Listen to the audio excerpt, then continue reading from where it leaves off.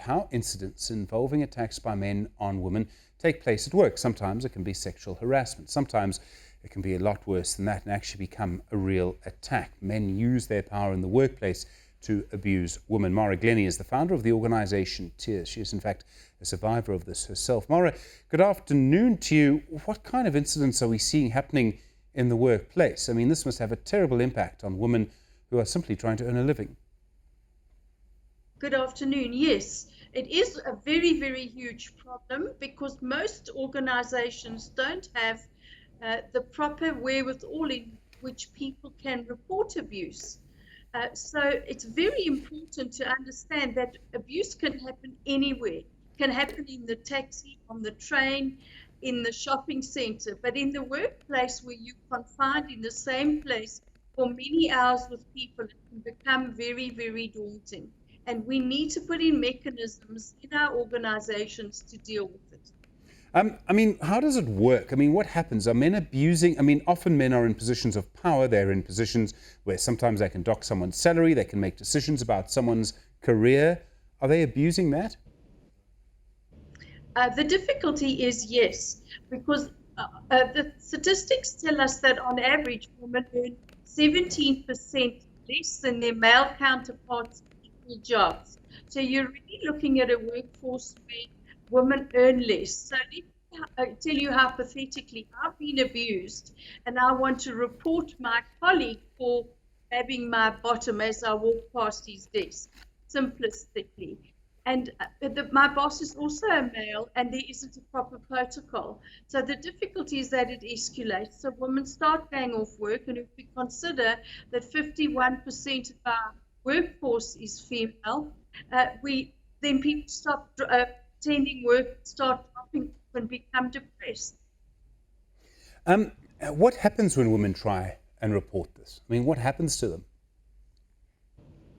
Unfortunately, the situation is that quite frequently the abuse gets believed above the woman, and more importantly, the protocols that are followed by companies are not adequate. In other words, when there's a complaint, it isn't taken with the seriousness that they should be taken, or in the case of a disciplinary, they let the abuser come back to work very quickly without dealing with the matter properly. So it becomes a real problem. Mara, there's an incident that's happened today around the ANC in Mpumalanga. Now, this may sound like a political question, but in a way it's also a workplace question. There's a leader there, a former MEC, a man. He's accused of raping two girls who are just 8. He was released on bail yesterday, and he's been reinstated to a leadership position. He's now, I can't name him, but he is now back on a provincial executive committee, an important leadership position in the ANC of Mpumalanga. I mean, how do you feel when you see something like that? What does that say to the corporate sector about how to deal with cases like this?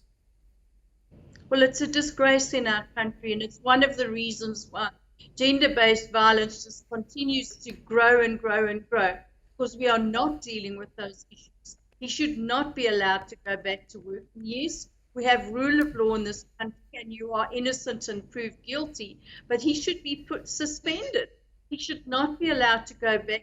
We can set a poor example to all. It's an absolute disgrace, and time after time the Minister of Police has made promises that people wouldn't get out, and unfortunately they are still getting out on bail, and it's unacceptable. Mara, I presume this is not the only interview that you've done on this subject today, and I'm going to ask my colleagues to remove what we call the strap, which is the bottom of the screen, the letters at the bottom of the screen, because I can see on our screens here what you've said on your T-shirt, which is, this interview won't do anything. You would have known, of course, that this interview was coming. You've also written and made sure that we can see it in our screen that another 16 days of activism won't do anything. Why have you done that? Because I feel totally desperate for every woman and child, and as your interviewee earlier said, men who get raped. We are paying lip service. We are walking in marches. We are protesting, and no one's taking any notice. And I quote the United Nations, who put out their charter for the 16 days of activism this year. And the 4 items that they say is fund, respond, prevent, and collect data. So the first thing is, we have to put money behind the initiative to help women and children who've been abused. And we are not getting money. Organizations like mine and many others are not getting the funding from the government.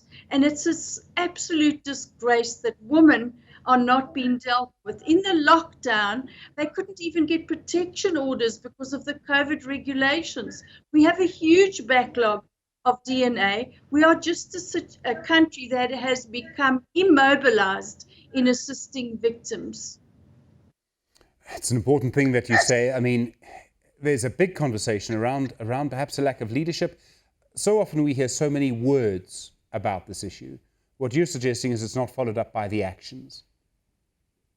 I'm absolutely suggesting that. That's why I'm saying another march, another television interview, another whatever is not going to make a single bit of difference until we, the people watching this program, the viewers, the business leaders, say, I'm going to take this as a cause. I know that in my company, every woman that works there will be 1 in 3 are victims, and I will put in plans in my organization to help them. Without getting credits on my annual report, I will put some of my funds. Yes, maybe it's not my pet cause, I'll make it my pet cause. So until we understand that this is a societal problem for which every single one of us is responsible, we'll just have another march with no results. Mara Glenny, thank you very much indeed. Important activism that you've done there, and you've taken the opportunity and you've taken the gap and you've used it very effectively, if I may say. Thank you very much indeed.